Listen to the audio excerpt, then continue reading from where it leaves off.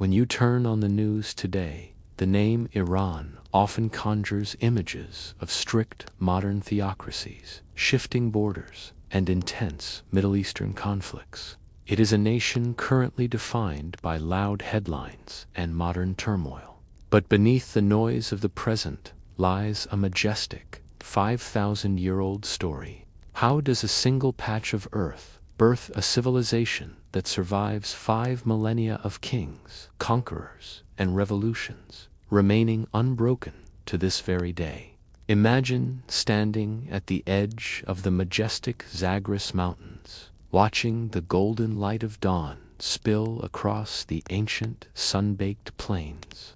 This is a profound and ancient land that has seen the rise and fall of humanity's greatest empires.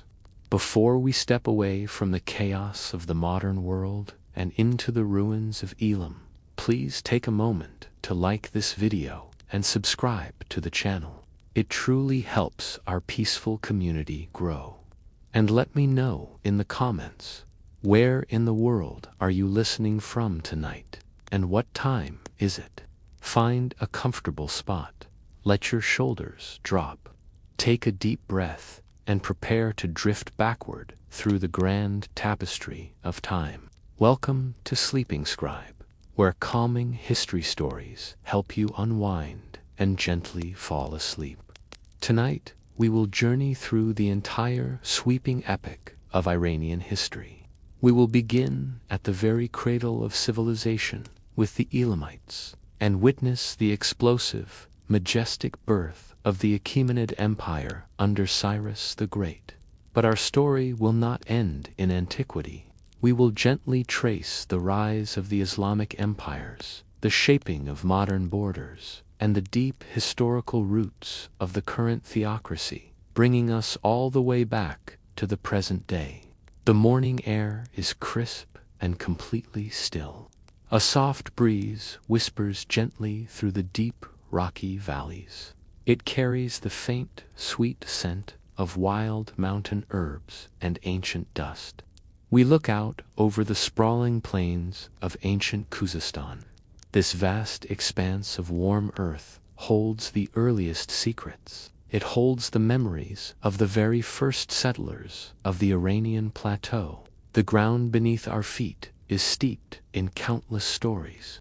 The story begins around 3,200 years before the Common Era. We find ourselves in the deep southwest of the plateau. Here lies the cradle of the magnificent Elamite culture. This was a highly sophisticated and deeply powerful civilization. It thrived in a harsh but incredibly beautiful environment. You can feel the heavy, baking heat of the Khuzestan sun. It radiates softly off millions of baked mud bricks. These simple clay bricks form the foundation of their grand settlements. The most famous of these ancient settlements is the grand city of Susa.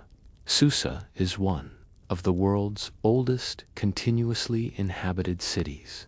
It has been a safe home to people for countless generations. The dusty streets of Susa were once alive with vibrant daily activity. The people here spoke a completely unique tongue. The Elamite language is a fascinating linguistic isolate. It is completely unrelated to Indo-European or Semitic languages. This makes their ancient culture feel even more mysterious and profoundly unique. Their strange, beautiful words echoed through the narrow mud brick alleys. The royal capital often shifted between Susa and the highland city of Anshan. This constant movement kept the ancient empire dynamic and adaptable. The kings moved with the changing of the seasons. We travel a short distance from the bustling center of Susa. A truly magnificent structure rises from the flat, arid plains. It is the monumental ziggurat of Chaga, Zanbil. This towering, stepped temple is a marvel of ancient human engineering. It is one of the very few surviving ziggurats outside of Mesopotamia. The sheer, imposing scale of it is simply breathtaking to behold. It was built around 1,250 years before the Common Era. The great king Antashnaparisha ordered its massive construction. He wanted a holy, eternal city to honor the powerful gods of his people. You can hear the rhythmic, echoing chants of ancient priests. They stand proudly atop the highest level of the stepped ziggurat. Their devoted voices rise up to the open, endless sky. The air around the temple is thick with deep, spiritual devotion. The smell of burning cedar wood fills the quiet air. This fragrant, heavy smoke is used in sacred temple rituals. It purifies the holy space and pleases the divine watching spirits. The Elamites were a deeply spiritual and complex people. Their society was also quite progressive and unique for its time. Elamite society was highly matriarchal compared to its warring neighbors. Women held significant social power and political influence. They played crucial, respected roles in ancient religion and local administration. This unique social structure gave their culture a very distinct character. They left behind vast records of their daily lives and grand deeds, but their ancient writing still holds many deep secrets. The Proto-Elamite script remains largely undeciphered by modern scholars. It is a beautiful puzzle waiting patiently to be solved. The intricate, wedge-shaped symbols are carefully carved into soft clay tablets. They whisper silent tales we cannot yet fully understand. The Elamites were also incredibly skilled, patient craftsmen. They were master bronze workers and highly respected artisans. You can hear the rhythmic, metallic clinking of heavy bronze. It is being hammered carefully in a dusty, dimly lit artisan's workshop. The rhythmic strikes of the heavy hammer-shaped beautiful tools and deadly weapons. Their intricate art was highly valued across the ancient world. Their immense wealth and growing power drew the attention of ambitious, hungry neighbors. They engaged in centuries of bitter rivalry with the Sumerians and Babylonians. Endless battles were fought over fertile land and precious resources. The delicate balance of power shifted back and forth across the decades. The Elamites defended their beloved homeland fiercely and bravely. But all great, ancient empires eventually face their inevitable twilight. The glorious Elamite Empire was finally sacked by the fearsome Assyrian king Ashurbanipal. This devastating, tragic event happened in the year 646 before the Common Era. The grand ancient cities were violently plundered and left in ruin. The cool shadows stretch deeply across the quiet courtyards of Susa. Evening approaches the ancient ruins. It brings a quiet, mournful calm over the once bustling city. The brilliant legacy of Elam fades slowly into the desert twilight. But this dark moment was only the beginning of the grand story. The scattered ashes of Elam softly fertilized the ground. New, nomadic Indo-Iranian tribes are arriving slowly from the northern mountains. They bring fresh, untamed energy and grand ambition. They are unwittingly setting the stage for a massive new empire. The high, snowy mountain passes begin to fill with these new arrivals. These are the rugged Medes and the proud Persians. They are strong, horse-riding people from the harsh northern steppes. The Medes successfully formed the very first Iranian empire. They brought strict order to the scattered, wandering mountain tribes. They built powerful, imposing fortresses high up in the mountains. Their military rule was strong and rapidly expansive. But a new, visionary leader was destined to rise from the Persian tribes. He would soon eclipse all kings who came before him. His name was Cyrus. He was a man of truly extraordinary vision and magnetic charisma. Cyrus the Great officially founded the mighty Achaemenid Empire. This momentous, world-changing event occurred in the year 550 before the Common Era. He overthrew the Median rulers with surprising ease, but he did so with unexpected grace and political wisdom. He united the Medes and the Persians together into one formidable force. You can hear the thundering hooves of the vast Persian cavalry. They are sweeping rapidly across the wide Anatolian plains. The very earth shakes beneath their incredible, unified might. They are a terrifying force of nature upon the battlefield. Cyrus was an unstoppable, brilliant military genius. He successfully conquered the Median, Lydian, and Neo-Babylonian empires. His massive armies marched bravely across vast, unforgiving distances. They brought distant, foreign lands under a single, powerful banner. But Cyrus was not just a ruthless, conquering warlord. He was a uniquely compassionate and deeply thoughtful ruler. He introduced an unprecedented, revolutionary approach to basic human rights.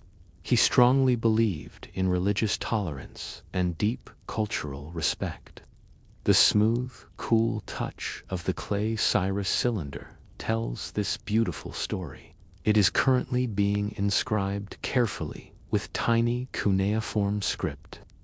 This delicate, fragile artifact is often considered the first charter of human rights. It proudly declares freedom and legal protection for all innocent citizens. It is a lasting testament to his benevolent, wise rule. He famously freed the captive Jewish people from Babylonian exile. He generously allowed them to return safely to their distant homeland. He even helped them physically rebuild their sacred, destroyed temple. This grand act of kindness earned him immense, eternal loyalty and love. Cyrus needed a beautiful capital worthy of his massive new empire. He chose a quiet, lush valley, completely surrounded by tall mountains. Here, Pasargadae was established as his very first majestic capital. It was a serene place of peace and quiet reflection. You can smell the fragrant scent of blooming, colorful rose gardens. These lush, watered gardens are a true paradise on earth. Cool water flows gently through perfectly carved stone channels. The air is incredibly sweet and deeply calming. The Persian nobility walk gracefully through these gardens in absolute peace. You can hear the soft rustle of rich, purple-dyed silk. This highly luxurious fabric is worn proudly by the Achaemenid nobility. It is a bold symbol of their immense, newfound wealth and high status. Cyrus knew that a truly vast empire needed incredibly strong organization. He intelligently implemented a decentralized, efficient administration. He used powerful royal governors, known as satraps. They ruled the distant provinces fairly on his behalf. This clever system brought lasting stability and welcome order. The empire quickly grew to an absolutely astonishing size. It spanned endlessly from the distant Balkans to the lush Indus Valley. It was simply the largest empire the ancient world had ever seen. To connect this massive, sprawling territory, he created a brilliant communication network. He instituted a highly reliable, fast postal system. It used fast relay horses stationed at regular, safe intervals. Important messages could travel across the entire empire with incredible speed. But even the absolute greatest kings are ultimately mortal. Cyrus died bravely in a fierce, chaotic border battle. He was fighting fiercely against the nomadic Massagete tribes. This deep tragedy occurred in the year 530 before the Common Era. The entire empire mourned the sudden loss of their beloved founder. His fallen body was brought back slowly to his beautiful gardens. The solitary wind-swept limestone tomb of Cyrus stands there quietly today. It stands lonely but completely defiant against the bright blue sky. It is a remarkably simple but deeply powerful monument. It perfectly reflects the quiet humility and massive greatness of the man. Cyrus's monumental, unmatched legacy is inherited by a new, visionary successor. This new king wisely decides to build a grand capital worthy of the world's largest empire. A brief period of political turmoil followed the passing of the early great kings, but strict order was very soon restored by a remarkably strong and capable leader. Darius I formally took the throne in the year 522 before the Common Era. He was a brilliant master administrator and a bold, ambitious visionary. He looked closely. He deeply wanted to connect every distant, isolated corner of his realm. He ambitiously built the famous, legendary Royal Road. This was a magnificent, safe highway stretching 1,700 miles. It ran all the long way from Susa to distant Sardis. You can hear the soft, rhythmic crunch of wooden chariot wheels. They are rolling smoothly along the meticulously paved surface of the Royal Road. Tired travelers and wealthy merchants move safely across the vast land. Darius deeply wanted a spectacular, permanent symbol of his absolute power. He wanted a grand city that would completely awe the entire known world. Persepolis was officially commissioned in the year 518 before the Common Era. It was perfectly designed to be a grand, beautiful ceremonial capital. It was built carefully on a massive, raised stone terrace at the foot of the Dark Mountains. The absolute greatest architects and master artisans were brought together. They worked tirelessly to create a true masterpiece of carved stone and pure gold. The beating heart of the city was the magnificent Apadana. This was a massive, towering audience hall of truly unimaginable size. It could easily hold thousands of wealthy guests at once. Imagine standing quietly in this colossal, awe-inspiring hall. You are completely blinded by the gleam of highly polished gold. It shines so brightly on the towering, fluted columns of the Apadana. These thick columns reach incredibly high into the sky, supporting a massive roof of Lebanon cedarwood. The wide walls are covered in spectacular, detailed art. You can hear the rhythmic, constant chipping of iron-stone chisels. Master carvers are patiently creating eternal, perfect figures into the grand staircases. These intricate, beautiful bas-reliefs are incredibly, stunningly detailed. They proudly depict diverse delegations from 23 subject nations. They are all bearing highly precious gifts for the great king. It is a permanent stone record of a deeply peaceful and united empire. The warm air in Persepolis is heavy with incredibly rich aromas. You immediately notice the smell of exotic spices and sweet frankincense. These rare treasures are brought respectfully by foreign emissaries from distant, mysterious lands. The massive halls are totally filled with a vibrant, bustling energy. You can hear the low, murmuring voices of 100 different languages. They are echoing softly and endlessly in the grand stone halls. Darius brought strict, lasting order to this incredibly diverse world. He intelligently introduced a uniform, trusted currency for simple trade. It was a beautiful, heavy gold coin, officially called the derrick. This brilliant move made commerce much easier and incredibly safer. He also wisely codified laws to ensure strict justice for all people. He strictly standardized weights and measures across all distant provinces. The vast economy boomed incredibly under his wise, careful rule. His grand ambition reached far beyond the dry land. A massive, deep canal linking the Nile to the Red Sea was successfully completed under his rule. It was a true marvel of ancient engineering that massively boosted global sea trade.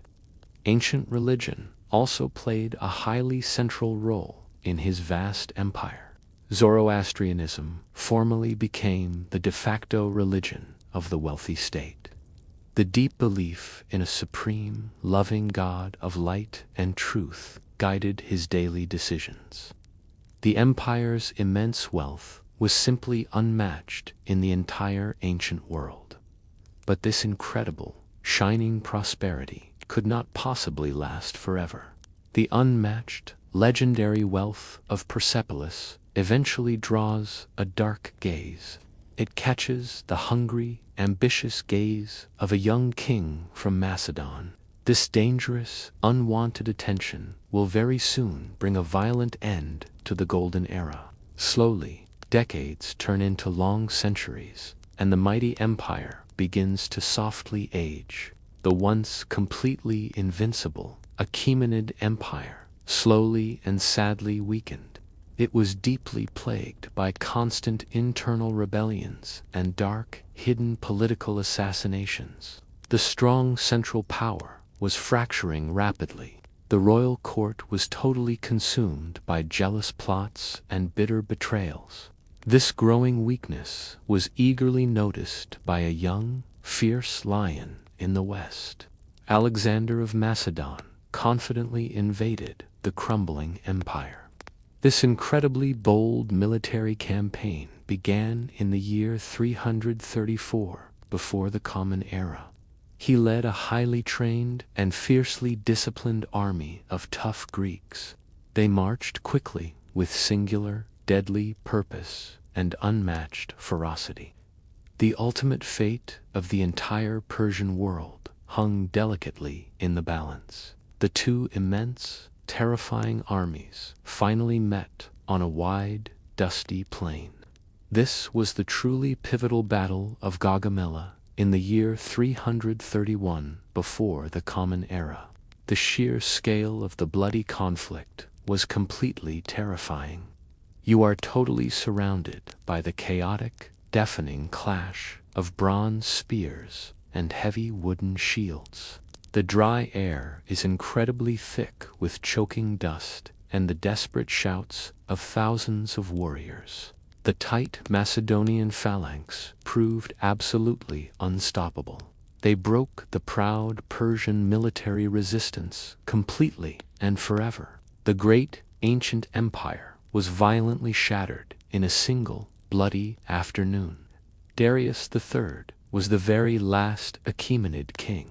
He fled the dusty battlefield in a deeply desperate attempt to survive. But he was tragically, brutally betrayed and murdered by his own trusted generals.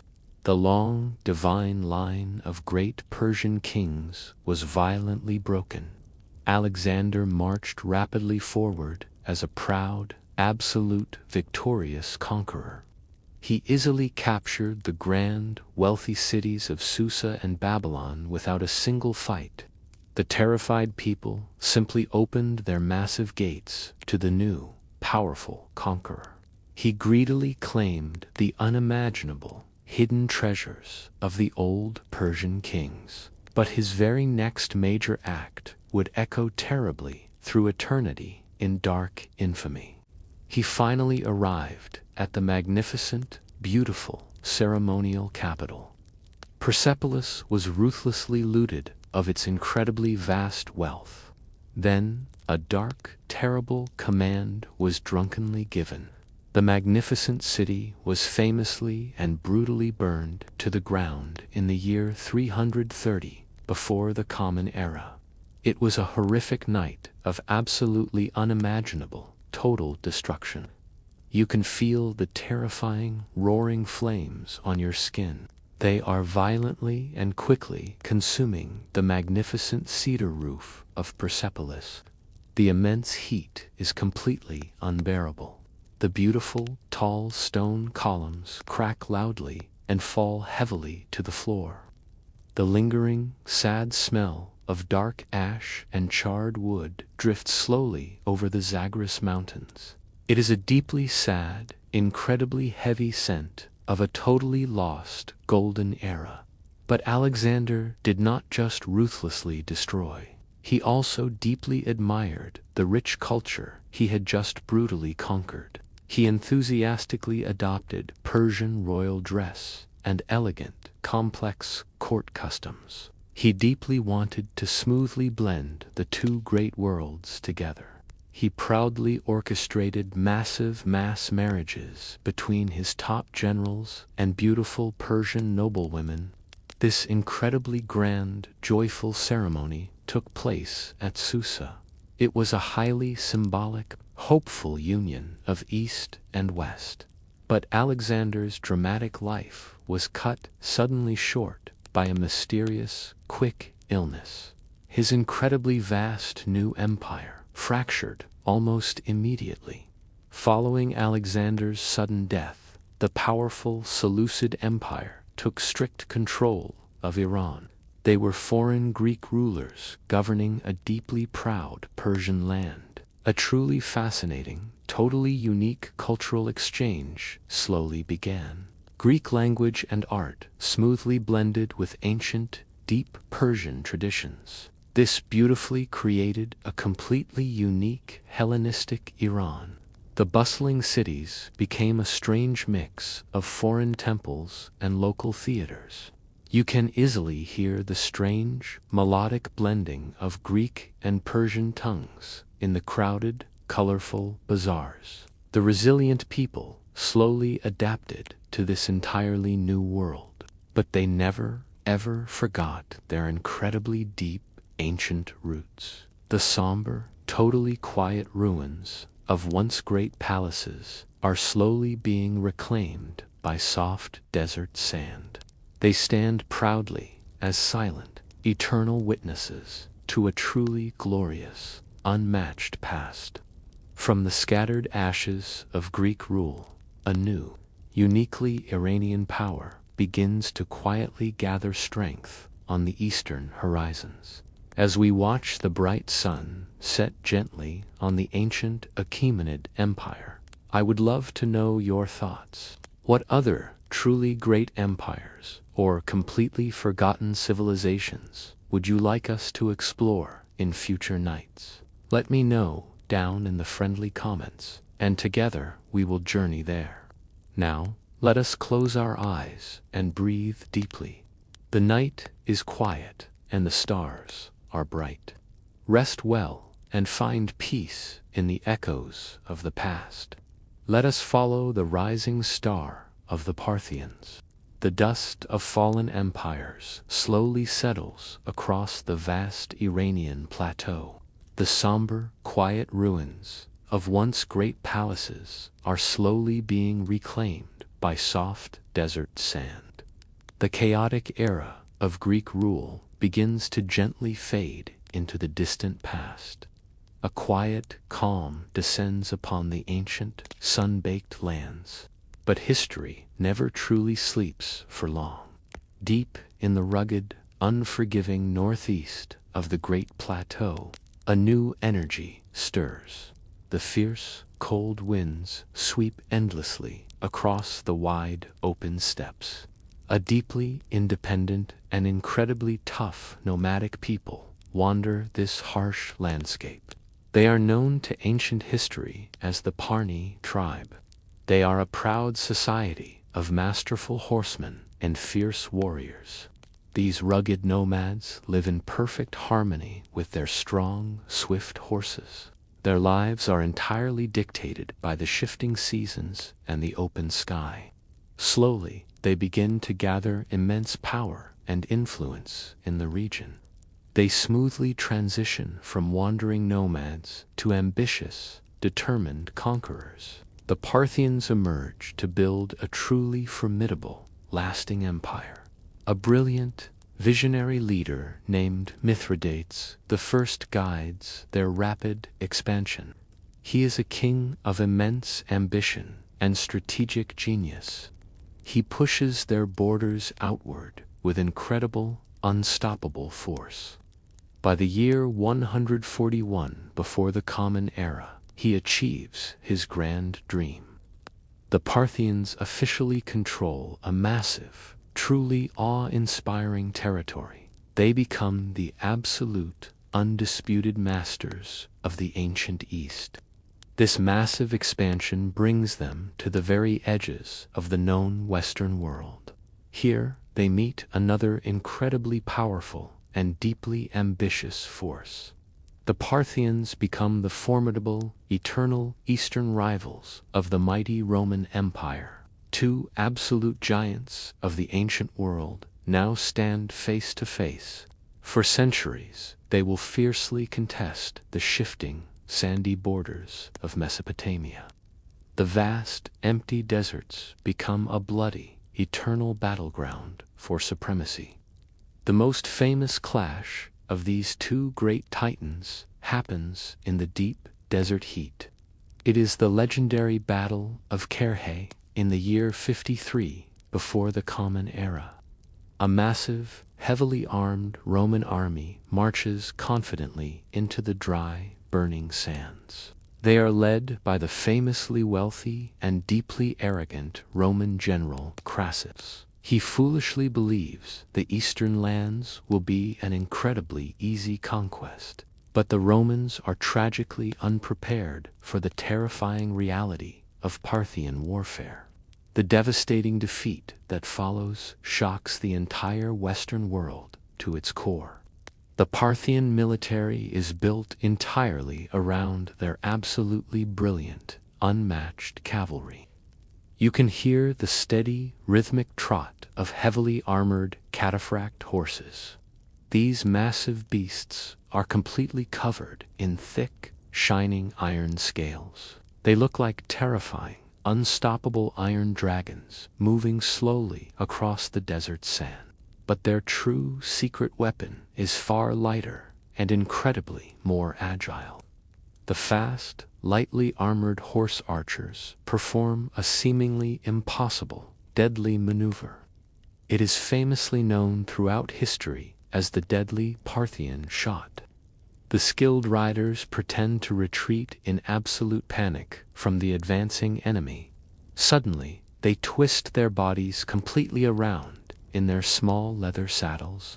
They are galloping away at absolute full speed while aiming backward. You can hear the sharp, whistling sound of a deadly arrow released backward from a galloping horse. The sky is suddenly darkened by thousands of these terrifying, unexpected arrows. The heavy Roman legions are completely crushed under the endless laning iron. Beyond their terrifying military might, the Parthians hold another incredibly powerful advantage. They completely control the crucial, highly lucrative central routes of the newly forming Silk Road. This vast, ancient network of dusty trails connects the distant east to the familiar west. The Parthian lands become the grand, bustling crossroads of the entire ancient world. You can hear the vibrant, bustling noise of huge Silk Road caravansaries. These safe, fortified resting places are completely filled with weary camels and eager merchants. Exotic goods from every corner of the earth flow smoothly through their hands. You can feel the incredibly soft, luxurious texture of smuggled Chinese silk. It is being carefully unrolled and displayed in a busy, colorful Persian marketplace. The air is heavy with the sweet smell of Indian spices and rare Arabian perfumes. you can catch the bright glint of heavy Roman gold coins. They are quietly exchanging hands in a dusty, remote frontier town. The Parthians grow incredibly, unimaginably wealthy from this constant global trade. But their massive, sprawling empire is governed in a very unique, complex way. Their rule is highly feudal and surprisingly decentralized. Powerful, wealthy, noble families rule their local provinces with almost absolute independence. The great king is often seen simply as the first among many proud equals. This loose system brings great flexibility, but also constant internal friction. During the cold, bitter winters, the royal court moves to a much warmer climate. Ctesiphon is established as their magnificent grand winter capital. It is located near modern Baghdad, resting peacefully on the fertile banks of the Tigris River. The city is a beautiful, sprawling oasis of lush gardens and grand brick palaces. The Parthians also develop a truly unique and fascinating artistic style. Their beautiful rock carvings and detailed coins feature a strange, captivating frontality. The proud subjects in the artwork always face the viewer directly. They stare straight out across the vast centuries with wide, unblinking eyes. It creates a deep, immediate connection between the ancient past and the present moment. But slowly, the massive, decentralized empire begins to tragically weaken. Endless internal strife and bitter civil wars drain their immense strength. Constant, exhausting military pressure from the newly energized Roman Empire takes a heavy toll.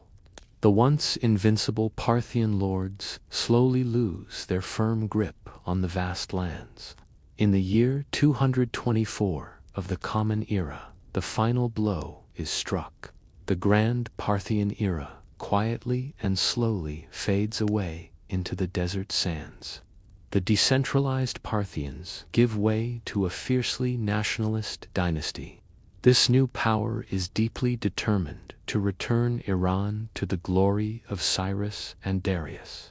A truly massive cultural and political earthquake shakes the Iranian plateau. A local, fiercely proud ruler from the southern province of Fars rises up in bold rebellion. His name is Ardashir I, and he carries the heavy weight of grand destiny. He boldly challenges the very last, deeply weakened Parthian king. In the year 224 of the Common Era, he achieves absolute victory. Ardashir successfully overthrows the old order and formally establishes the mighty Sassanid Empire. He deeply despises the loose, chaotic feudal system of the fallen Parthians. He immediately sets out to build a completely new, powerful state. The Sassanids establish a highly centralized, strictly organized imperial government. Power is drawn firmly back into the capable, strong hands of the great king. He builds a massive, loyal bureaucracy to manage every single aspect of the vast empire. The sprawling lands are finally united under one strict, powerful vision. Ardashir also firmly believes that a strong state needs a deeply unifying, shared faith. Zoroastrianism is proudly and officially declared the organized, absolute state religion. The ancient, sacred fires are tended with incredibly renewed passion and deep reverence. Imagine standing quietly inside a grand, imposing stone fire temple. You can clearly see the hypnotic, softly flickering light of a sacred, eternal fire. The warm golden light dances beautifully on the smooth, polished stone walls. The air is incredibly heavy with the sweet, purifying scent of burning sandalwood. The powerful priests, known as the Magi, gain immense political and social power. During this grand era, the ancient, scattered oral traditions are finally brought together. The Avesta, the deeply holy book of Zoroastrianism, is carefully and fully compiled. The sacred, ancient words of the prophet are finally secured safely in written form. This brings a profound sense of spiritual unity and shared purpose to the Iranian people. The Sassanid kings are fiercely proud and incredibly ambitious on the world stage. They deeply want to prove their absolute, total dominance over their hated Western rivals. King Shapur I leads his massive, terrifying armies against the strong Roman legions. He achieves something truly unthinkable and utterly shocking in the ancient world. In the year 260, he completely crushes the Roman forces in a massive battle. He famously and deeply humiliatingly captures the Roman Emperor Valerian completely alive. This truly shocking, unbelievable event sends absolute terror through the heart of Rome. It is a bold, permanent statement of supreme Persian power and military dominance. To celebrate their massive, unbelievable victories, the kings commission eternal monuments. The Sassanids build truly magnificent, towering rock reliefs at Nakshi-Rostam. These colossal, incredibly detailed carvings are cut directly into the sheer face of the mountain. They proudly show the great kings receiving divine, holy power directly from the gods. They also loudly boast of their massive, crushing victories over the humbled Roman emperors. The Sassanid era is not simply an age of brutal, endless war and conquest. It is also a profoundly deep, beautiful, golden age of arts, science, and learning. They established the legendary, world-famous Academy of Gandhishapur in the warm southwest. It quickly becomes an incredibly vital, ancient center of deep learning and advanced medicine. Brilliant scholars gather safely here from every distant corner of the known world. You can hear the quiet, intensely focused scratching of scholars working in the dim light.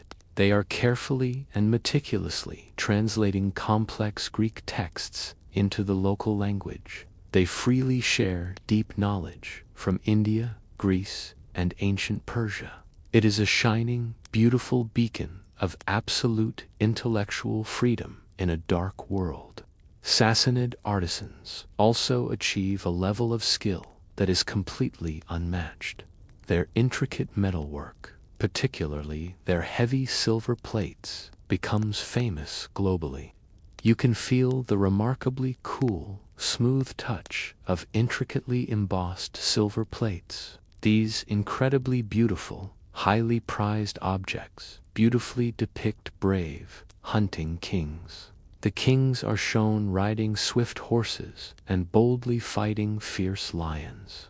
The deep cultural wealth of the empire is beautifully enriched by foreign contact. The highly complex, deeply intellectual game of shatranj is slowly introduced to Persia. It is a brilliant, strategic game that originally comes from the distant lands of India. It is beautifully and widely popularized in the elegant Sassanid royal courts. You can hear the soft, rhythmic clicking of beautifully carved ivory chess pieces. They are being moved carefully and thoughtfully across a polished wooden board. The clever nobles test their sharp minds in peaceful, quiet battles of pure strategy. The royal capital of Ctesiphon grows into a truly unimaginable, magnificent metropolis. The grand palace features an incredibly massive, totally breathtaking vaulted brick hall. You can stand in the immense, deeply imposing shadow of the Tak Khosra Arch at twilight. It is an absolute, stunning marvel of ancient human engineering and bold architectural vision. But the incredible, shining glory of the Sassanid state hides a deep, tragic flaw. They engage in 4 long centuries of absolutely exhausting, deeply bitter wars. They fight endlessly and brutally with the powerful, wealthy Byzantine Empire in the west. These massive, devastating conflicts deeply, severely weaken both great states. The treasuries are completely emptied, and the brave people are utterly exhausted.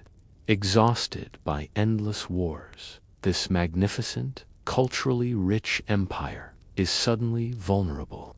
It is about to be violently swept away by an unexpected desert storm from the deep south. The great Sassanid Empire stands precariously on the very edge of absolute, total collapse. The long, devastating 26-year war with Byzantium has bled the country completely dry.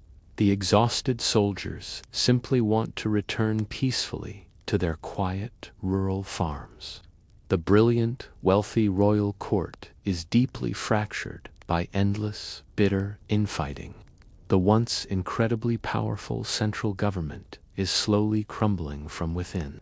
Nobody in the grand palaces is looking carefully toward the deep, harsh southern deserts, but a profound, totally world-changing transformation is brewing in the dry sands of Arabia. The newly formed, incredibly passionate Rashidun Caliphate begins a rapid, massive expansion. They are united fiercely by a brand new, deeply powerful religious faith. The Arab Muslim forces march boldly and swiftly out of the harsh desert. They bring a totally new, terrifying kind of warfare to the ancient, settled lands. The two vastly different worlds finally collide in a massive, totally decisive battle. It is the bloody, legendary Battle of Al-Qadisiyah in the year 636. The exhausted, heavy Sassanid army faces the light, incredibly fast Arab cavalry. You can see the sudden, completely terrifying swirl of choking desert dust. It marks the rapid, unstoppable arrival of the fiercely motivated Arab cavalry. The Persian defenses are completely shattered by the fierce, deeply zealous attacks. The unthinkable, totally impossible reality quickly begins to set in across the plateau. The grand, magnificent Sassanid capital of Ctesiphon is left completely undefended. It falls rapidly and incredibly easily to the victorious Arab armies shortly after the battle. The legendary, unimaginable wealth of the great kings is completely looted and scattered. You can feel the deeply solemn, incredibly hollow silence that now reigns. It echoes, sadly and endlessly, through the abandoned, once glorious halls of Ctesiphon. The absolute, final tragedy of the ancient empire plays out slowly and painfully. Yazdegerd III is the very last, deeply unfortunate Sassanid king. He completely abandons his beautiful capital and flees desperately into the distant eastern mountains. He wanders sadly for many long years as a completely broken, hunted fugitive. He is finally brutally killed by a local miller in the year 651. The grand, ancient Sassanid Empire officially and totally comes to a permanent, sad end. The incredibly rapid conquest completely introduces the new faith of Islam to the region. This deeply and fundamentally changes the ancient, traditional religious landscape of Iran forever. The old, familiar world of the sacred fires is slowly replaced by a new reality. You can hear the beautifully melodic, deeply resonant call to prayer. It echoes strangely but beautifully across the deeply unfamiliar, high mountain valleys. But the massive cultural conversion to the new faith of Islam is not sudden. It is a deeply gradual, incredibly slow process that takes several long centuries. The Iranian people do not easily or quickly abandon their deep, ancient traditions. At first, the victorious Arab rulers are relatively tolerant of the local faiths. The local Zoroastrians are officially granted the protected status of people of the book. They are allowed to peacefully continue their ancient worship by paying a special tax. But the immense growing social and political pressure to convert slowly becomes entirely overwhelming. Many deeply devoted priests realize their ancient religion will eventually disappear in this new world. You can imagine the quiet, frantic packing of delicate, ancient, sacred texts. Zoroastrian priests are fleeing desperately into the cold, dark night to save their deep faith. A massive, truly historic diaspora of deeply faithful Zoroastrians begins a long journey. They bravely flee their beloved ancestral homeland and travel across the wide ocean. They safely reach the distant, welcoming shores of India, seeking permanent religious freedom. They carefully preserve their sacred fires and become the beautifully resilient modern Parsi community. Back in the conquered lands, a totally new, completely foreign language dominates the government. Arabic quickly becomes the absolute, official language of the new religion. It also becomes the strict language of imperial administration and advanced science. The vast, mountainous Iranian plateau is completely absorbed into massive new empires.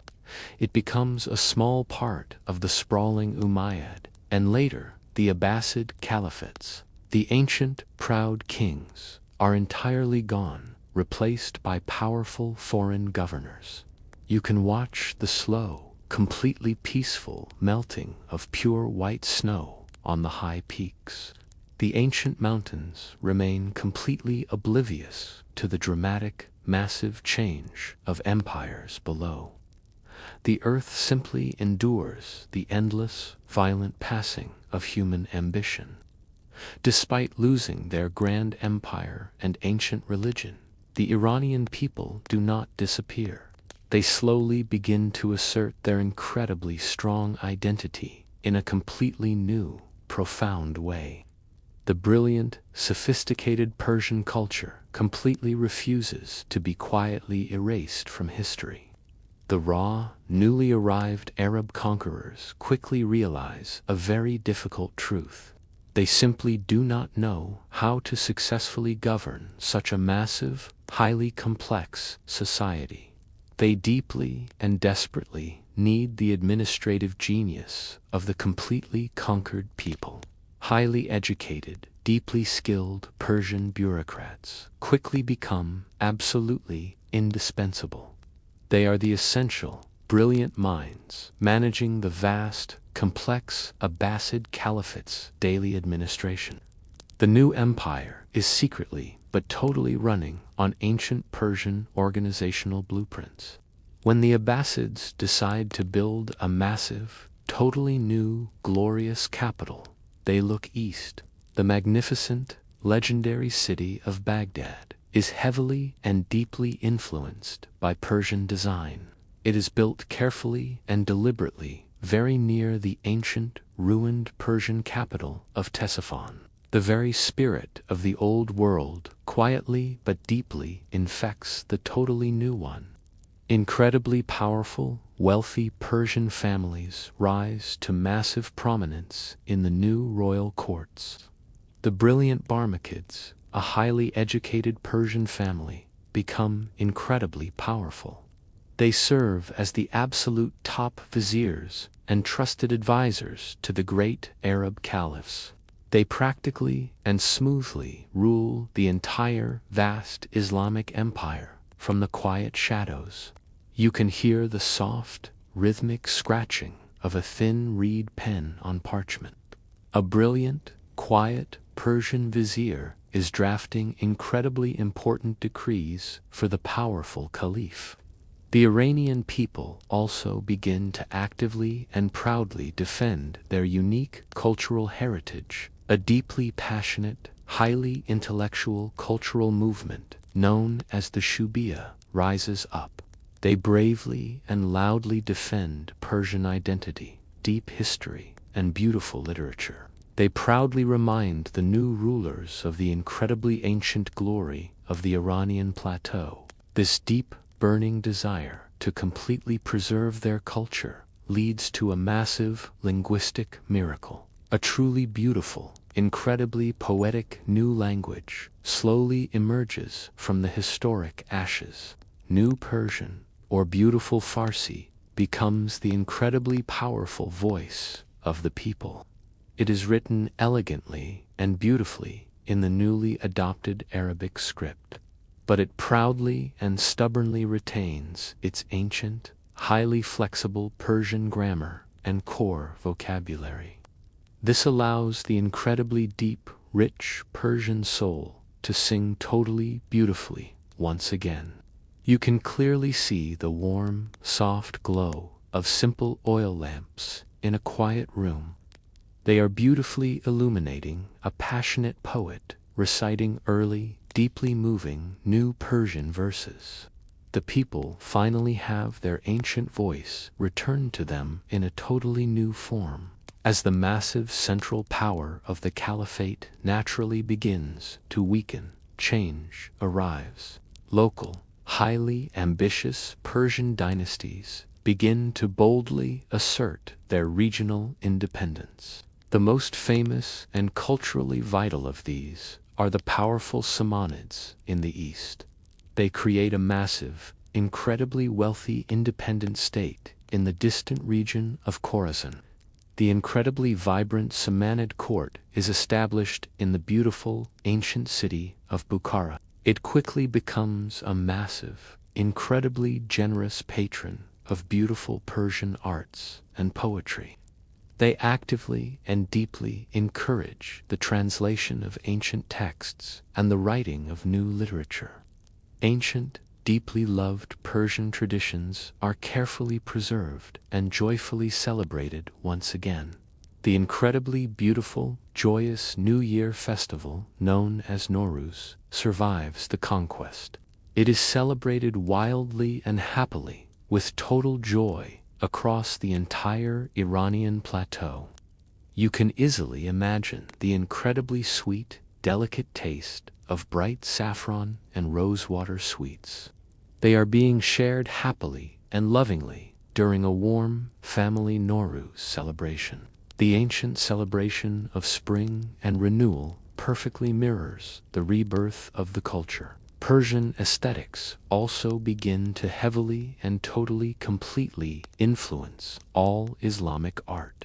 The beautiful, intricate designs of the old empire find a completely new, wonderful expression. You can closely observe the incredibly intricate, highly complex geometric patterns. They are being carefully and lovingly painted onto beautifully glazed ceramic tiles.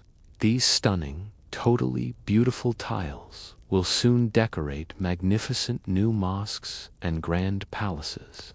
The massive intellectual and artistic output of the region is supported by new tools. You can clearly hear the gentle, soft rustling of clean, fresh paper. This is a completely new, totally revolutionary technology flourishing in the busy eastern cities. It allows beautiful poetry and complex scientific thought to spread incredibly rapidly. Unlike many other deeply conquered regions, Iran totally avoided complete Arabization.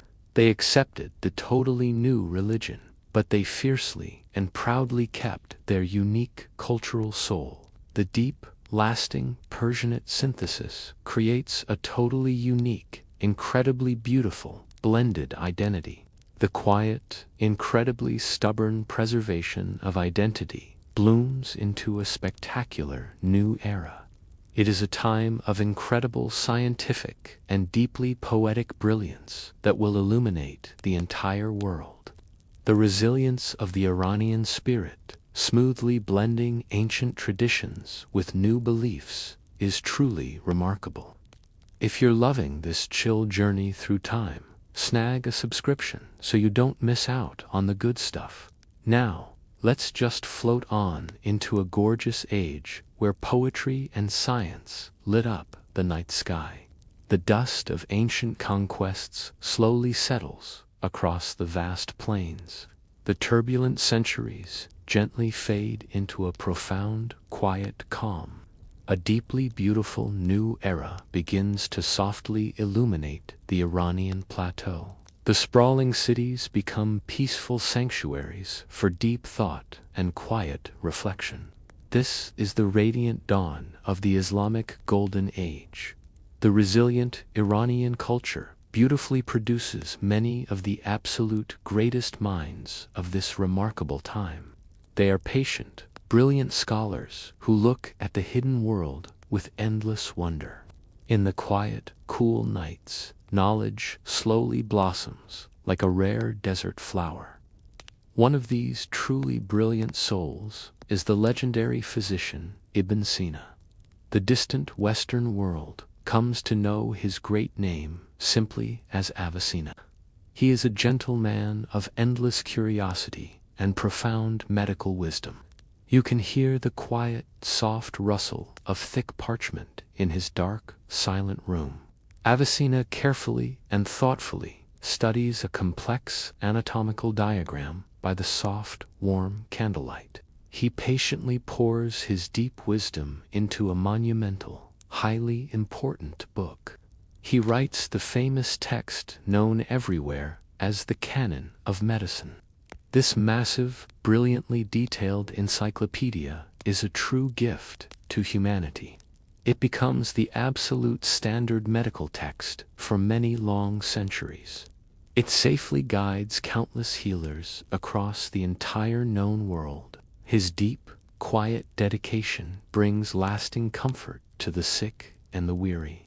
In another quiet city, a totally different kind of genius looks upward. Omar Khayyam is a brilliant mathematician, a visionary astronomer, and a deeply sensitive poet. He perfectly understands the hidden, beautiful poetry of the vast, spinning cosmos. He watches the slow, eternal dance of the bright planets with deep reverence. Khayyam helps to carefully and meticulously design the highly complex Jalali calendar. This brilliant, elegant system of measuring time is an absolute marvel of ancient science.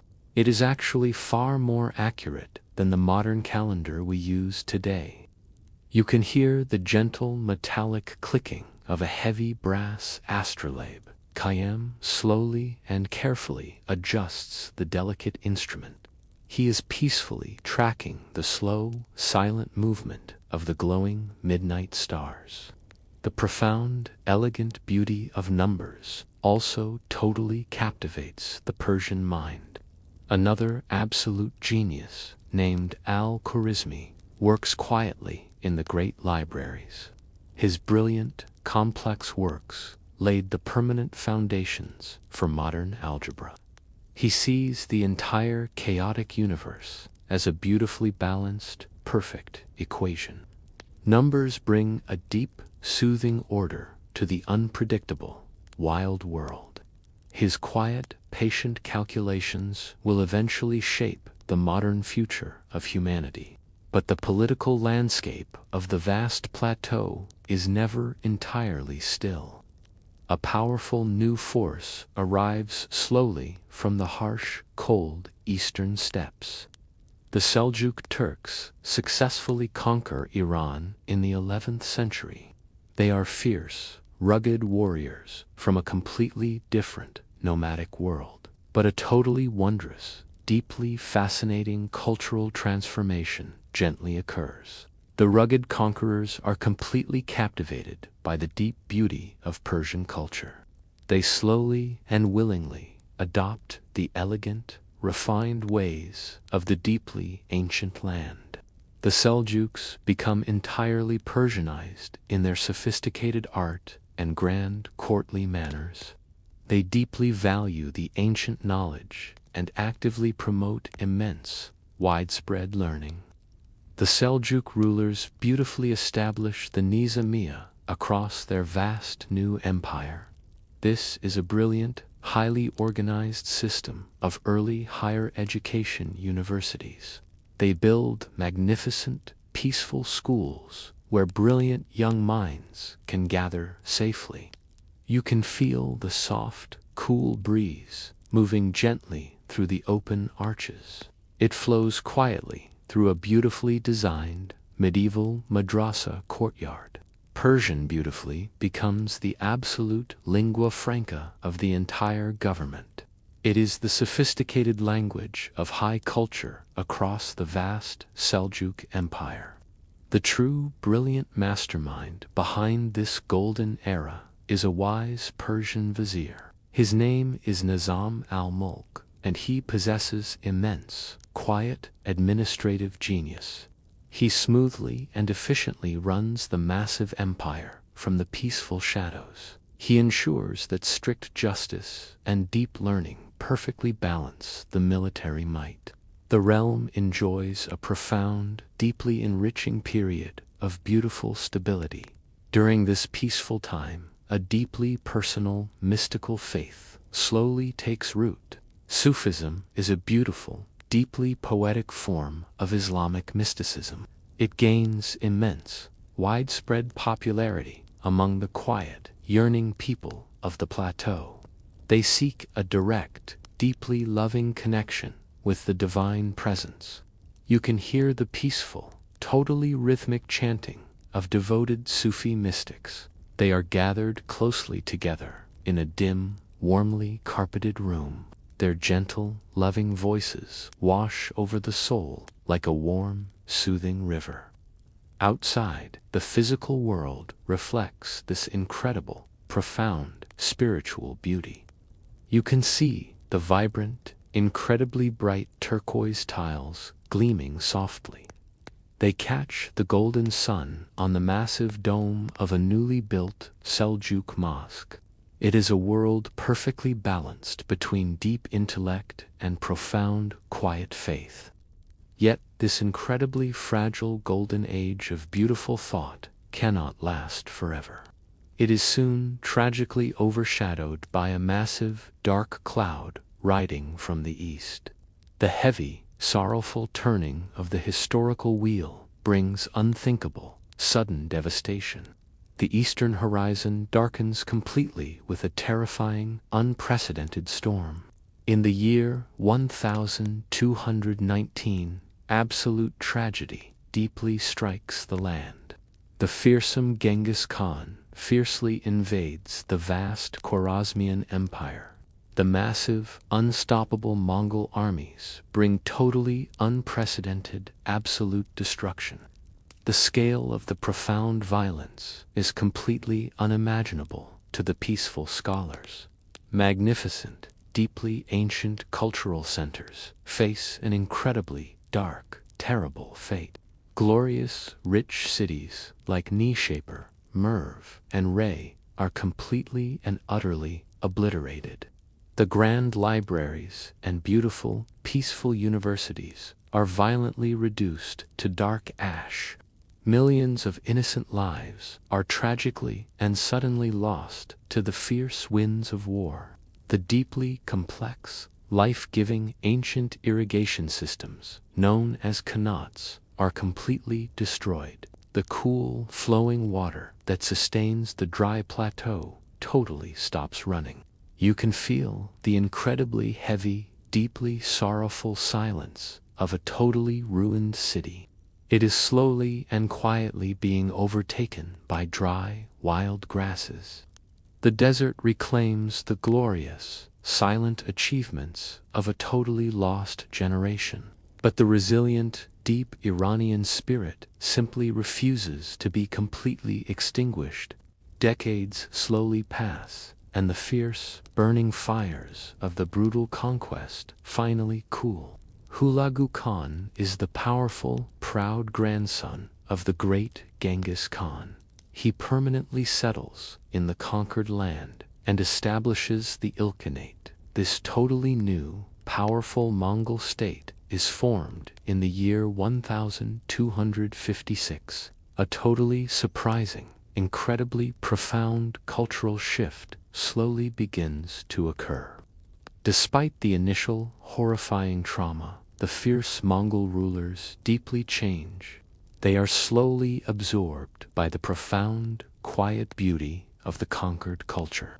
They eventually and willingly convert to the peaceful religion of Islam.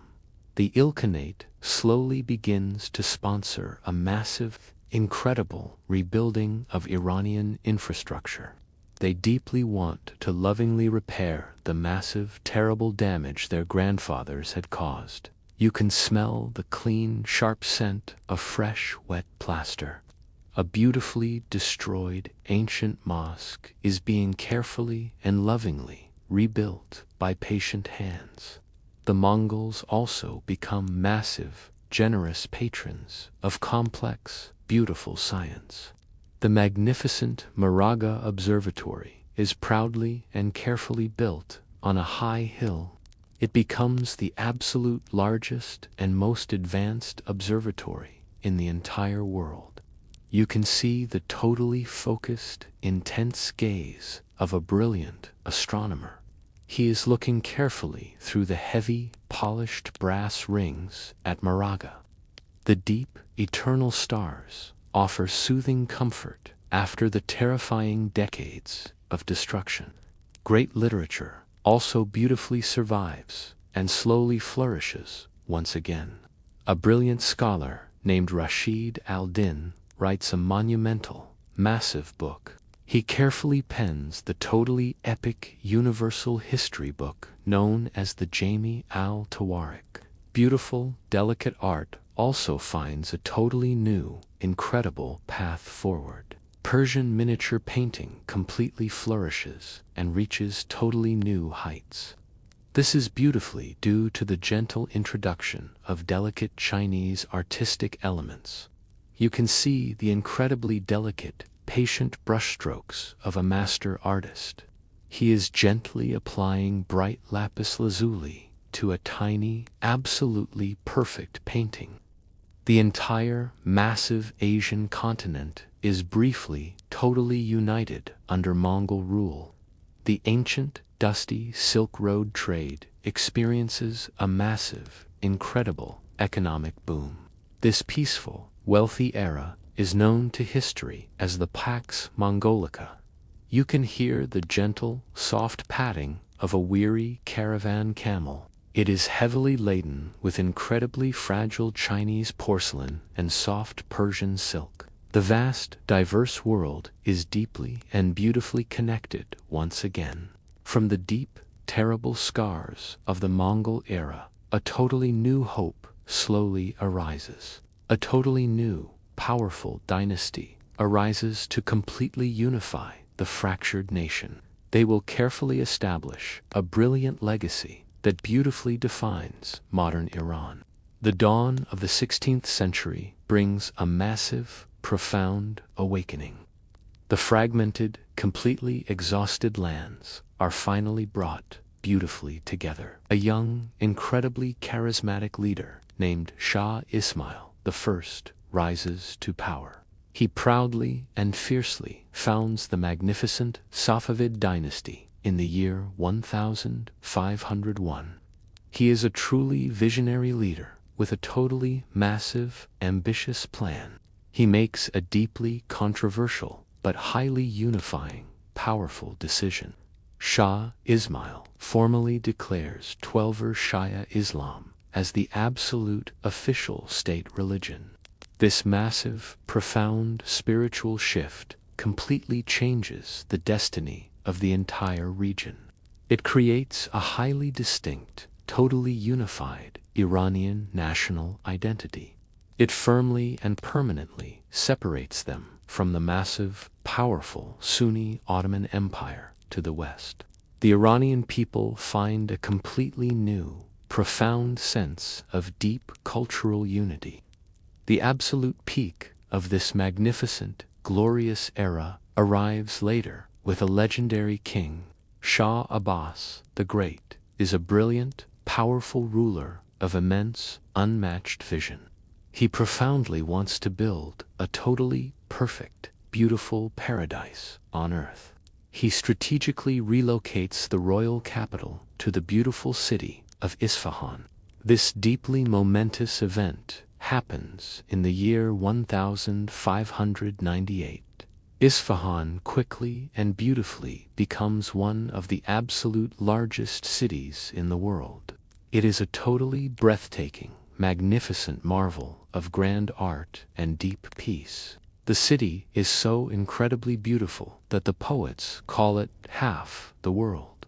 At the very center of this grand city lies a true architectural masterpiece.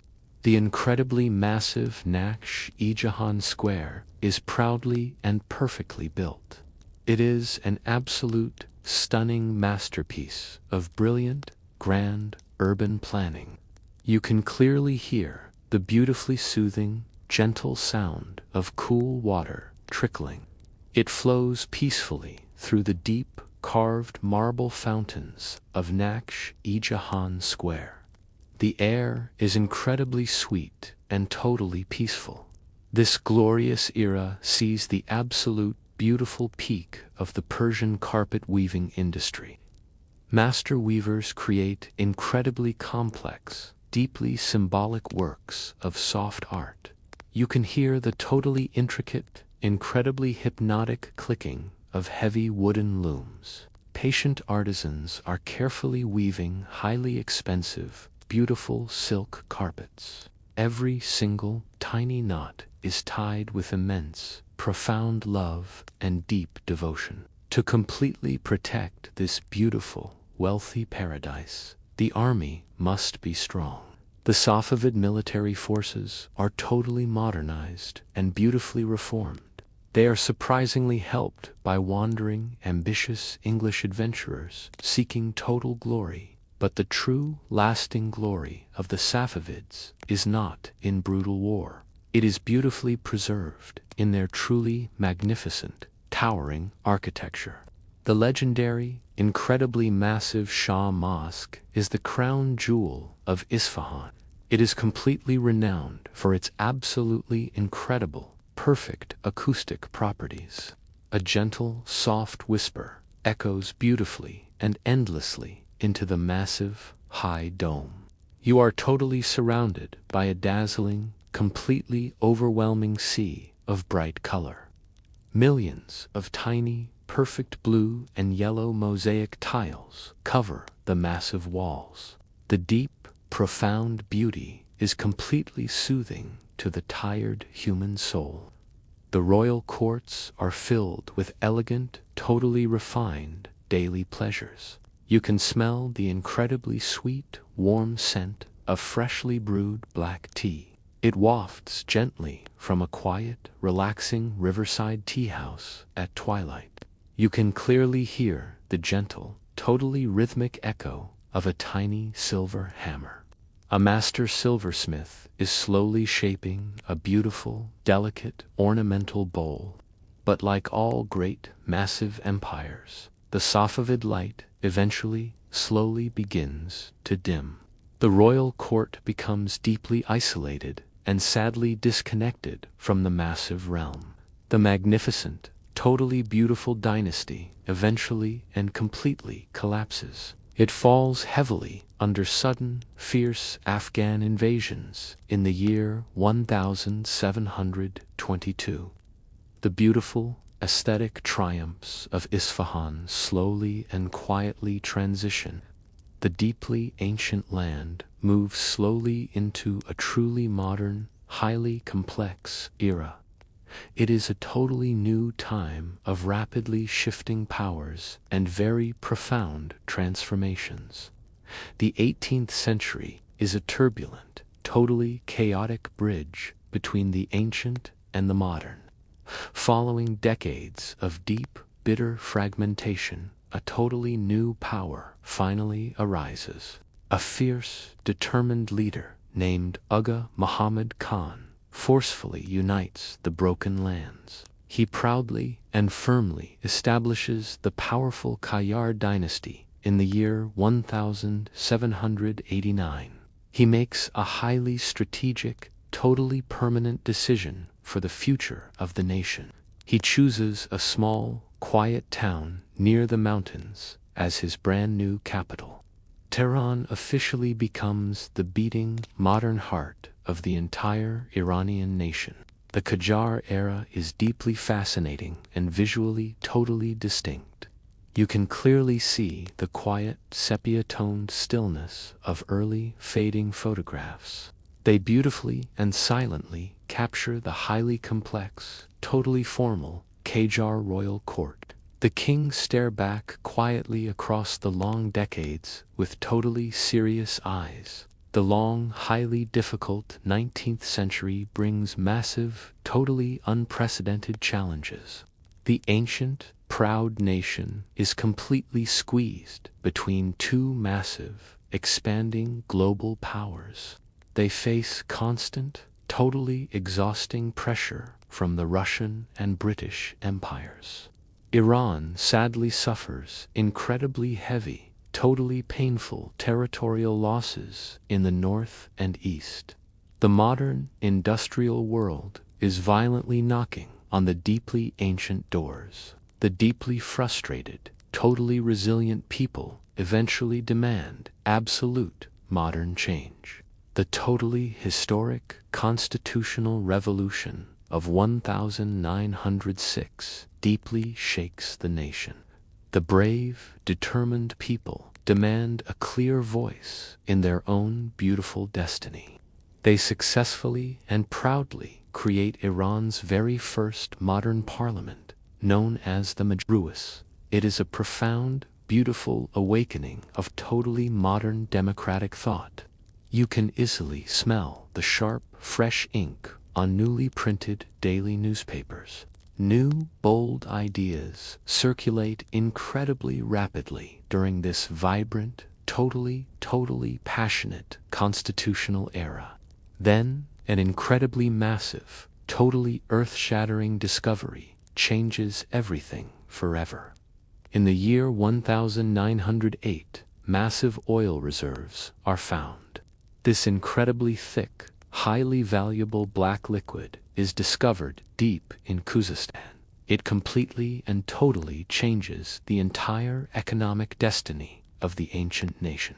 Following a period of deep, utter political chaos, a totally new strongman emerges. A totally fierce military commander named Reza Shah rapidly takes absolute control. He proudly and forcefully founds the totally new Pahlavi dynasty in the year 1925.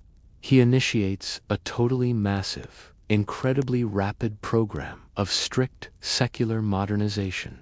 He deeply wants to completely force the ancient nation into the fast modern world. You can clearly hear the incredibly heavy, loud, rhythmic chug of a massive steam engine. The totally new, incredibly ambitious Trans-Iranian Railway is winding bravely through the high mountains. In the year 1935, a deeply symbolic request is proudly made. The country's official international name is formally and permanently changed from Persia to Iran. This beautifully honors the truly ancient, deep indigenous roots of the proud people. The 20th century continues with incredibly deep, totally dramatic political turbulence. The deeply painful, totally shocking coup of 1953 occurs. It tragically overthrows the highly popular, democratically elected Prime Minister, Mossadegh. This deep, profound wound completely shapes the totally complex, modern political landscape. The deep, lasting resentment slowly builds quietly over many long, highly difficult decades. Finally, a totally massive, completely unstoppable popular movement entirely sweeps the old order away. The totally historic Islamic Revolution of 1979 fundamentally transforms the entire nation. It completely, totally changes the incredibly ancient monarchy into a totally new Islamic republic. The modern, incredibly complex political reality of the region is totally forged in this moment, yet entirely beneath the heavy, totally shifting tides of modern politics. Life beautifully continues. Modern Iran truly remains a totally beautiful country of immense, incredibly vibrant demographic youth. The incredibly deep, totally rich internal culture completely thrives in totally quiet, beautiful spaces. You can hear the totally quiet, deeply peaceful hum of a deeply modern Tehran cafe.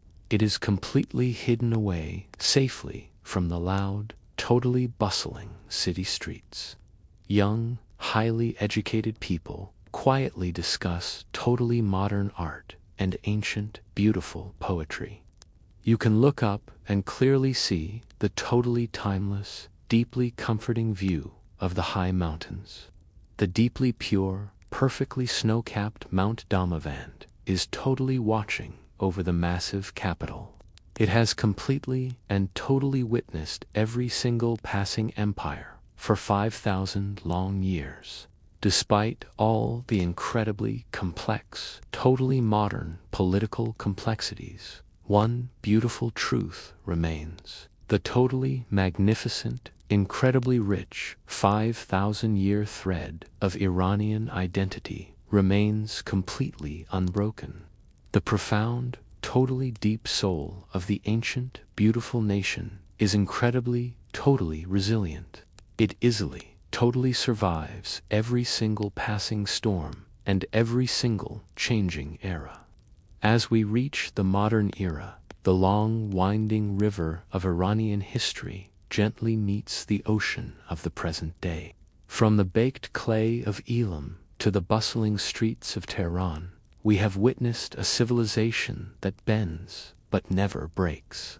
The kings and conquerors have all faded into the dust, leaving behind a resilient, beautiful culture that continues to breathe. If you have enjoyed this journey through time, please remember to like and subscribe, as it helps our sleepy sanctuary grow. Let your mind rest now from the dates and battles, and allow yourself to sink comfortably into the quiet, timeless arts of the Persian soul. The story of Iran is not simply a chronicle of vanished empires and ancient kings. It is a continuous flowing river of profound culture. At the very heart of this river lies a powerful unifying thread. This is the Farsi language. It is a deeply beautiful tongue that has survived the turbulent rise and fall of countless dynasties. Through centuries of immense turmoil and magnificent triumph, it has remained the steadfast anchor of the Iranian soul.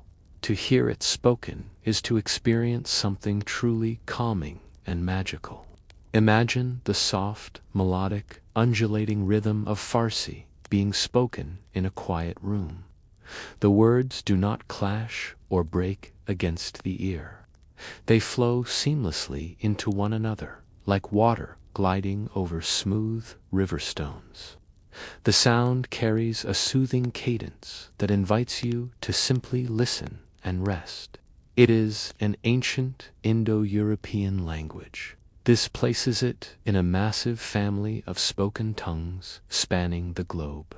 You might be surprised to discover that it is distantly related to English and Hindi. They all share ancient linguistic roots buried deep in the prehistoric past. Yet Farsi blossomed in the isolated valleys and high plateaus of the Iranian landscape into something entirely distinct and enchanting. One of the most remarkable aspects of Farsi is its incredible, unwavering stability. Languages normally change drastically and rapidly over time, but Farsi has stood firm against the eroding winds of history. A modern speaker in Iran today can easily pick up a poem written 1,000 years ago They can read it aloud and understand its profound meaning without needing a translation. This deep historical continuity connects the people of today directly to the minds and hearts of their distant ancestors. It bridges the gap of time with effortless grace. But the language we know today is the result of a long, fascinating journey. We must look far back to the towering stone columns of Persepolis. There we find the earliest written records of this ancient culture. This was Old Persian. It was not written with a delicate pen, but carved with immense physical effort. The royal scribes used a geometric system called cuneiform. They pressed sharp, wedge-shaped marks into wet clay tablets and ordered masons to chisel these angular symbols deep into monumental stone walls. As centuries slowly passed, the ancient empires faded, and a new era softly dawned. During the time of the mighty Sassanid kings, the language evolved into Middle Persian. This beautiful form of the language is often called Pahlavi. The Sassanid era was a time of immense cultural wealth and artistic expansion. Pahlavi was the official language of their royal courts. Their complex religious rituals and their bustling, dusty trade routes. It was written in an intricate, curving script that flowed smoothly across parchment and cured animal skin.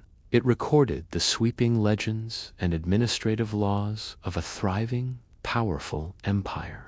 Then a great wind of change swept across the desert region. With the arrival of new faiths and new rulers, the Arabic script was introduced to the Iranian plateau. But the Persian people are masterful artisans of adaptation. They did not simply discard their ancient heritage.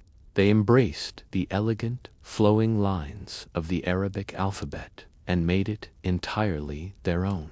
They modified it beautifully and carefully added for specific new letters. These additions were absolutely necessary to capture the unique, softer sounds of Persian that simply did not exist in the Arabic tongue. During this profound cultural exchange, the language also absorbed a vast amount of Arabic vocabulary.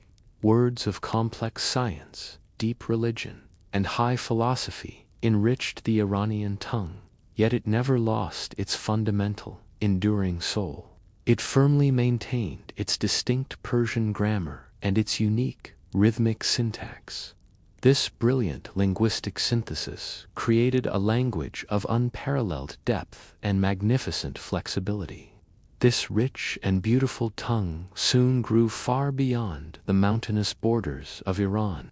Farsi became the ultimate prestige language of the entire Eastern world. For hundreds of years, it served as the elegant language of literature, delicate diplomacy, and the royal courts. From the vast Ottoman Empire in the west, all the way to the wealthy courts of Mughal India in the east, Farsi was spoken by kings. It was the unquestioned mark of a refined, highly educated mind. Perhaps this immense popularity is because the language itself is so deeply poetic. Farsi is heavily infused with poetic idioms and complex, layered metaphors. It is a language perfectly built for expressing the subtle nuances of human emotion. Everyday conversation in Iran is elevated by this poetic legacy. People do not merely speak to one another. They paint vivid, emotional pictures with their everyday words. This profound reverence for the written word naturally gave rise to a spectacular visual art. Calligraphy in Iran is not merely a practical way of recording information. It is a deeply spiritual practice. It elevates the written language into a highly respected visual art form. Of all the styles developed over the centuries, Nastaliq is the most famous and fluid script used in Persian calligraphy. It is a style of breathtaking elegance and supreme balance. Picture the graceful, sweeping curve of black ink forming a nostalgic letter on thick parchment. The dark lines swell and taper with absolute geometric precision. They possess a rhythmic, dancing quality that completely captivates the eye and calms the troubled mind. The creation of this art requires immense patience and highly specialized natural tools. Listen closely in the quiet, dusty workshop of a master calligrapher. You will hear the quiet scratch of a bamboo reed pen dipping into a small pot of carbon ink. The calligrapher prepares the dry reed with extreme meditative care, carving the nib to the exact angle required for the perfect stroke.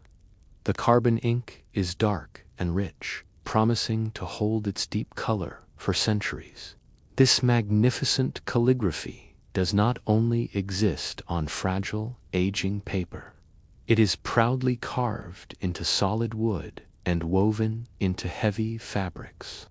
You can see the stunning visual harmony of calligraphy interwoven with intricate floral patterns on a bright blue ceramic tile.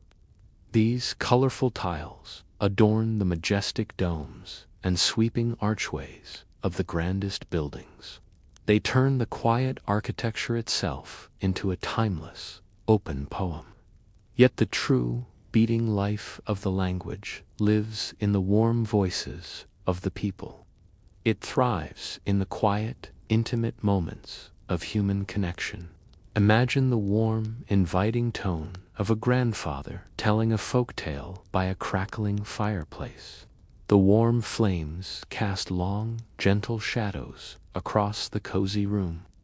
The children sit completely still, entranced by the melodic rise and fall of his ancient voice. He speaks of legendary heroes and lost kings, ensuring the soul of the language is passed safely to the next generation. The sheer beauty of the language finds its highest, most transcendent expression in the verses of the mystic poets. And so we wander from the realm of spoken words into the boundless gardens of Persian verse. Poetry is not a forgotten art form in this ancient land. It is universally cherished in Iran and deeply embedded in the very fabric of everyday conversation. It is a living, breathing companion to every soul. In moments of great joy or deep sorrow, an Iranian will naturally quote a line of verse to perfectly capture the feeling. Hafez of Shiraz is undeniably the most beloved poet of them all. His profound words echo through the centuries with perfect clarity. A beautifully bound copy of his book is found in almost every single Iranian home, cherished just as deeply as any religious text. His poetry is not just read for simple pleasure. Iranians use the poetry of Hafez for a spiritual practice called fall, which is a form of divination. When faced with a difficult life decision, a person will close their eyes, hold his book, and ask a silent question. They then open the book at random, believing the first verse they read will provide divine guidance. Listen to the gentle rustle of a well-worn book of Hafez being opened under a warm reading lamp. It is the sound of a seeking heart reaching out for ancient, timeless wisdom. Another towering figure in this literary landscape is Rumi, who is known locally as Maulana. He is world-renowned for his ecstatic, deeply mystical Sufi verses. His words transcend all borders and all religions. He speaks directly to the core of the human experience. Rumi's legendary masterwork, the Masnavi, explores the soul's deep, eternal yearning for the divine presence. He writes of the soul as a hollow reed flute torn from its riverbed, forever crying out in a beautiful, mournful song of separation. To truly understand his words, one must look at the spiritual practices he inspired. Picture the hypnotic, circular motion of a whirling dervish meditating on Rumi's words. Their long white robes spin like silent planets orbiting a central sun. They turn continuously, losing themselves completely in the rhythm of the poetry and the overwhelming love of the divine. Then there is the wise and gentle Sadi, his famous masterpiece, the Gulistan, which translates to the Rose Garden, is famous for its practical moral wisdom and sharp social commentary. Sadi traveled the known world, observing the triumphs and follies of humanity. He wove his deep observations into highly entertaining stories and beautiful, concise poems that teach empathy, humility, and justice. The final resting places of these brilliant masters are not gloomy, forgotten graveyards. The tombs of these poets in the city of Shiraz are treated as beautiful, serene pilgrimage sites. People travel from all over the country to pay their deep respects. Imagine standing there in the quiet twilight, the sweet, heavy scent of orange blossoms drifting through the tomb of Sadi fills the cool evening air. Visitors gently touch the smooth alabaster stones of the tombs, whispering the immortal verses with tears in their eyes. Persian poetry extensively uses beautiful themes of wine, blooming roses, and the singing nightingale as profound spiritual metaphors. The wine represents the intoxicating, overwhelming love of the divine creator. The tavern is not a place of vice, but the gathering place of spiritual seekers. The delicate rose represents perfect, fleeting beauty, and the poor nightingale is the eternal lover, singing its heart out to the magnificent rose, completely captivated by its perfection. Imagine sitting in a quiet courtyard under the stars. You hear the quiet, resonant voice of a friend reciting a verse about a nightingale. The ancient words hang softly in the night air, bringing a profound sense of peace and belonging to everyone listening. Memorizing these incredibly long passages of poetry is a highly respected tradition in Iranian culture. It is a sign of a cultivated mind and a sensitive soul. Children learn to recite verses before they can fully understand their deep philosophical meanings. This deep love for poetry culminates in the beautiful winter celebration of Yalda night. This is the winter solstice, the longest and darkest night of the entire year. Families gather together to stay awake, defying the darkness with warmth and endless affection. Poetry reading is a central, joyous activity during this long night. Imagine the simple, sweet taste of fresh pomegranate seeds eaten during a midnight poetry reading. The bright red seeds represent the dawn and the inevitable return of the life-giving sun. This deep appreciation for harmony and paradise is physically manifested in the design of their tranquil architecture. But consider this harsh, burning environment. Iran is a land of vast, scorching deserts and towering, arid mountains. The intense heat of the sun and the dryness of the sweeping wind can be incredibly unforgiving. Yet, within this harsh landscape, the Persian people created stunning sanctuaries of perfect peace. This brings us to the masterful design of the Persian garden. The English word paradise actually comes from the ancient Old Persian word paradisa, which simply means a walled garden. To enter one of these gardens is to literally step into a cool, carefully constructed paradise. Persian gardens are traditionally divided into 4 precise geometric sectors by intersecting water channels. This classic, balanced layout is known as the Chahor Bagh. These 4 quadrants represent the 4 natural elements, or the 4 mythical rivers of heaven. The design is profoundly mathematical, yet incredibly organic and soothing to the soul. They are meticulously designed to provide profound physical and spiritual relaxation in harsh, brutal climates. High mud brick walls keep the sweeping desert dust out and carefully contain the cool, fragrant air within. Water is the absolute life-giving center of these sanctuaries. Water features, like bubbling fountains and still, shallow pools, are central to the design, perfectly reflecting the vast blue sky. Imagine the soothing, continuous babble of clear water flowing through a carved stone channel. It is a sound that instantly lowers the heart rate and cools the weary mind. But the brilliance of Persian architecture extends far beyond the garden walls. To survive the blistering desert summers, they invented the badgers.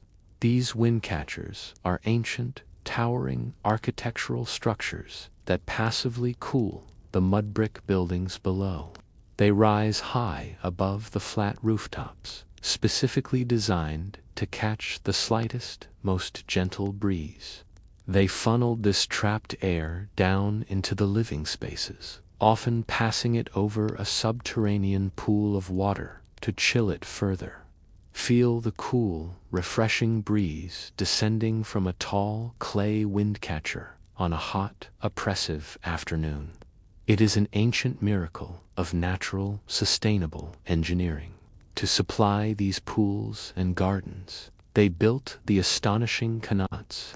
These are massive, underground aqueducts that bring freezing mountain water across miles of desert to the thirsty cities.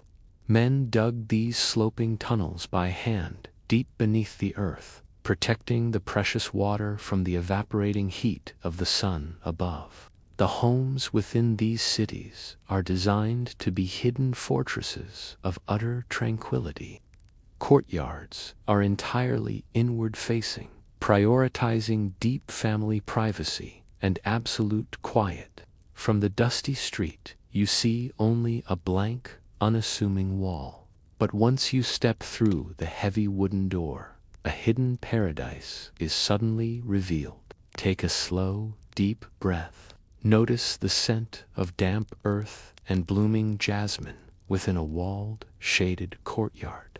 The air is heavy with the perfume of nature, completely separated from the noise of the outside world. Inside the rooms, the light is masterfully manipulated. Stained glass windows, known as orosi, create stunning, shifting light displays in traditional homes. The wooden frames are intricately carved, holding pieces of brilliant red, blue, and green glass. Watch the kaleidoscope of colored light pouring through stained glass onto a woven Persian rug. As the sun slowly moves across the sky, the vibrant patterns creep silently across the soft floor. Look up and you will see the elaborate muqarnas decorating the grand ceilings. This incredible honeycomb vaulting is heavily used in the ceilings of majestic mosques and royal palaces. It consists of thousands of suspended geometric niches that catch the light and create a sense of endless depth.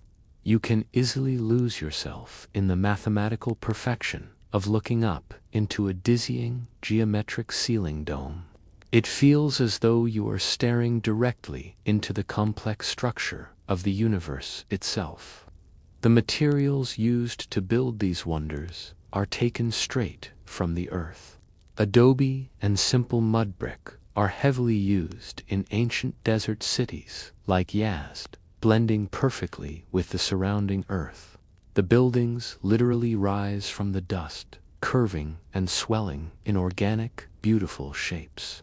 The vibrant colors and geometric perfection of these gardens are meticulously woven into the fabric of the nation's most famous craft. And so we turn our weary eyes to the floor, to the masterpiece beneath our feet. Persian carpet weaving is undoubtedly one of the most distinguished, recognizable manifestations of Iranian culture. It is an art form that requires a level of patience and supreme dedication that is almost impossible to comprehend in our modern, rushing world. The history of this craft stretches back into the shadowy mists of antiquity. The magnificent Persian carpet, dating all the way back to 400 years before the current era, is the oldest surviving knotted carpet in the entire world. It was discovered frozen in a tomb in Siberia, perfectly preserved by the ice, and it clearly shows the complex, undeniable influence of ancient Persian design. Even today, these exquisite carpets are traditionally woven entirely by hand on large wooden looms, most often by incredibly skilled women. It is a slow, methodical, and deeply meditative process. A single, high-quality silk rug can take many long years to fully complete. The weaver sits at the heavy loom day after day, slowly building the intricate picture, knot by tiny knot. Feel the incredibly soft, luxurious feel of pure silk threads gliding smoothly through your fingers. The materials are precious, and the colors are completely natural. The vibrant dye is created entirely from natural elements gathered from the earth. They use dried pomegranate rinds for brilliant yellows, crushed madder root for deep, passionate reds, and fermented indigo for the darkest, most oceanic blues. Breathe in the rich, earthy smell of raw wool boiling in a massive steaming vat of deep red madder root dye. The colors sink deep into the fibers, ensuring they will never fade, but only grow softer and richer with the passing centuries. The designs are not merely decorative. They are a complex, symbolic language. Different ancient cities and wandering nomadic tribes have their own distinct, instantly recognizable patterns. A trained eye can look at a rug and tell you exactly which village it was woven in. The large, intricate, central medallion pattern often represents the eye of the divine, or the absolute center of the vast universe. Radiating outward from this center are sprawling, complex floral motifs. These delicate blossoms and winding vines are specifically designed to bring the perfect beauty of the eternal garden indoors. They ensure that even in the dead of winter, the family can sit in a beautiful, blooming paradise. The weaving process itself is mesmerizing to watch. Watch the unbelievable, mesmerizing blur of a weaver's hands tying hundreds of tiny, perfect knots an hour. Her fingers move with a rhythmic, practiced memory that defies belief. Listen to the soft, rhythmic thumping of the heavy weaver's comb, pressing the newly tied threads tightly together. It is the slow, steady heartbeat of the art form, packing the knots down to create a dense, durable surface. The knot density, known locally as the raj, determines the ultimate quality and the fine detail of the final woven piece. The higher the density, the more crisp and painting-like the resulting image will be. Yet, despite this pursuit of supreme excellence, there is a profound philosophical humility built into the craft. Deliberate, tiny imperfections are sometimes purposefully woven into the complex pattern. This is because the weavers firmly believe that only the divine creator is truly perfect. To attempt to make a flawless object is an act of supreme arrogance. The carpet is a masterpiece, but it is also a profoundly functional, welcoming object. Experience the comforting, grounded warmth of laying completely barefoot on a thick, intricately patterned wool rug. It is a sensation of absolute security and deep comfort. The carpet is not just art to be looked at from afar. It is the very center of the home, the exact place where the legendary warmth of Iranian hospitality unfolds. In fact, hospitality in this ancient culture is not merely a polite suggestion. it is considered a deeply sacred duty. Guests who arrive at the door are genuinely treated as precious gifts sent directly from God. To welcome a stranger and offer them comfort is the highest moral virtue. This deep sense of care is beautifully expressed through the incredible, comforting rituals of Persian food and drink. Persian cuisine is remarkably subtle and highly refined. It relies heavily on incredibly slow cooking and the delicate, masterful balances of sweet and sour flavor profiles. It does not overpower the senses with heat, but gently coaxes out the deep essence of the ingredients. Precious saffron, fragrant rosewater, and warm cardamom are the fundamental, defining flavors in Iranian cooking. Imagine the glorious, aromatic scent of bright red saffron blooming slowly in a small bowl of hot water. The water turns a brilliant, luminous gold, ready to flavor the evening meal. Rice, known as birinj, is not just a side dish. It is treated as an absolute art form. It is washed, soaked, and steamed to fluffy perfection. The ultimate prize of any rice dish is the creation of a crispy, golden crust at the bottom of the iron pot.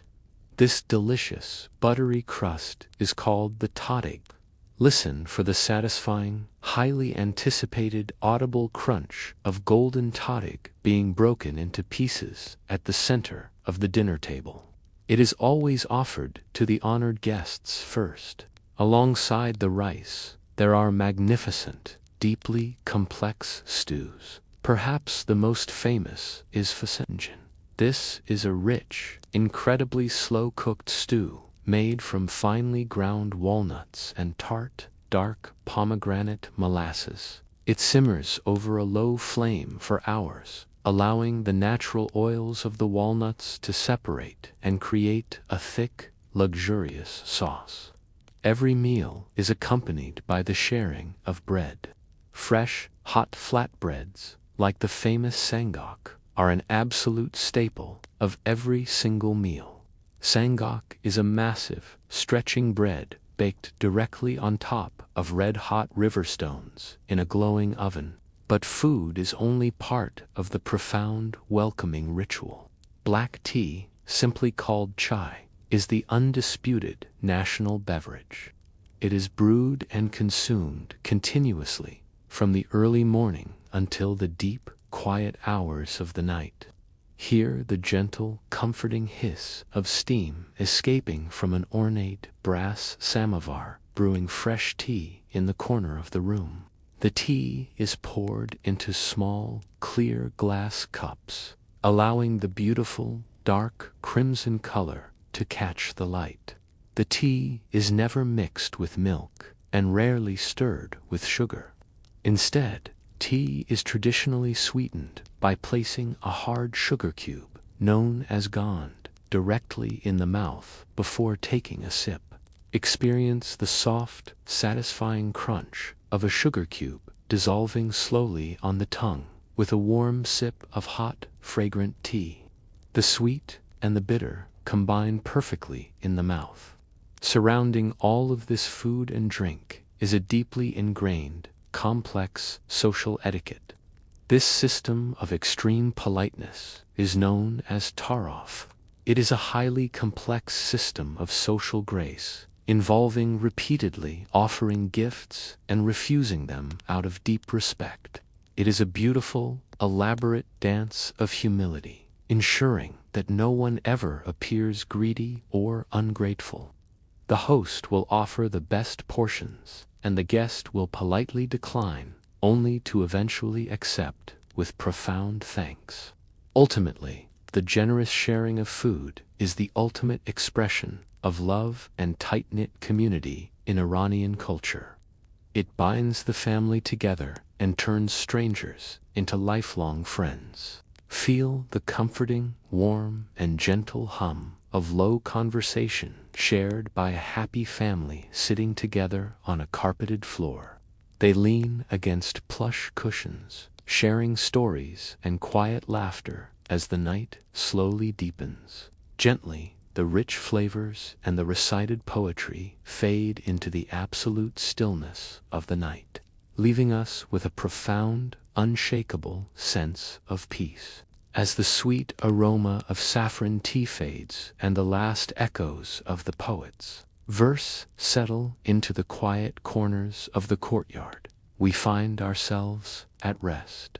The soul of Persia is not measured in the conquests of kings, but in the enduring warmth of its people, the beauty of its verses, and the quiet dignity of its ancient gardens. If this peaceful reflection has brought you comfort, please let us know in the comments and share this moment of calm with others.